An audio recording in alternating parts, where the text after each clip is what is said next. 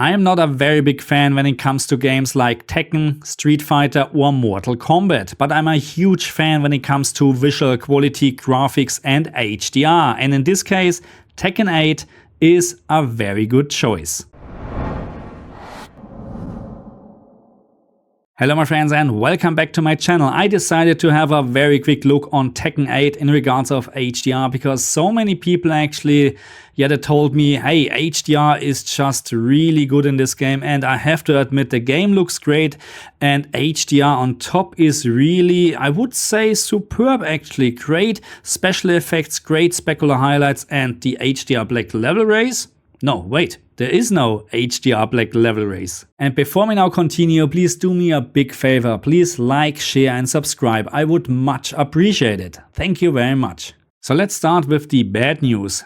The HDR maximum peak brightness in Tekken 8 is always limited to maximum 1000 nits, regardless of what you change in the HDR settings. Furthermore, the game does not support any HDR system calibration, and I tested the game on a PC, but I'm very sure the same counts for the PlayStation 5 and Xbox Series. And that's the only complaint in regards of HDR what I have in Tekken 8. The maximum peak brightness is limited to 1000 nits. That's not a big deal when you play the game on an LG CX with a maximum peak brightness of around 800 nits, or on a similar TV like the LG G2 with a maximum peak brightness of around 1000 nits. But as soon you play the game on an LG G3 or S95C, or in the future on an LG G4, then you would like to have some settings where you can increase the maximum peak brightness in specular highlights. But again, this is really the only complaint what I have when we're talking about HDR in Tekken 8. When we're now looking at the black level floor, then we have really nothing to complain about, because here we have really a very good implementation. Contrast wise, the game looks absolutely superb. And I told you already that contrast is one of the most important things when it comes to visual quality, and thanks God, doing gameplay we have nothing to complain about. The only thing what I found is that doing some cutscenes we have actually no HDR in use, and the HDR black level floor is also suddenly absolutely worse. But again, thanks God, this is just doing some cutscenes.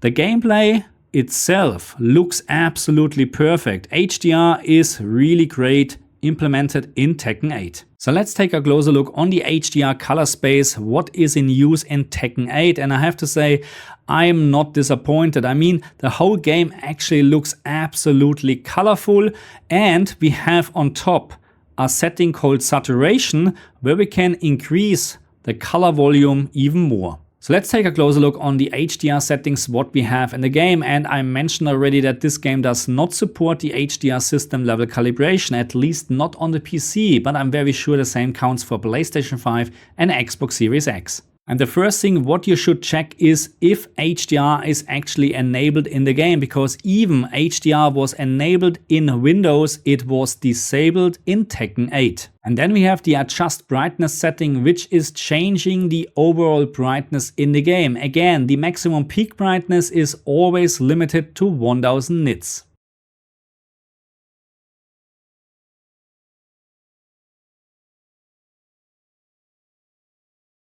And then we have the adjust UI brightness, which is really just for the user interface elements on the screen. If you play this game 24/7 on an OLED screen, I would recommend to decrease this value to avoid any burn-in or any issues with your OLED screen. And then last but not least, we have the adjust saturation, and with this setting you can make your game very vivid, or you can play in black and white.